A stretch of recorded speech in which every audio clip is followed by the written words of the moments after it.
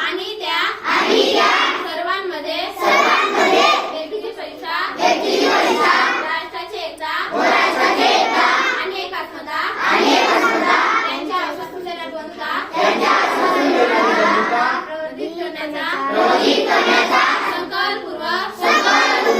विधान करून आमच्या संविधान सभेत आज दिनांक 26 नोव्हेंबर 1949 रोजी याद्वारे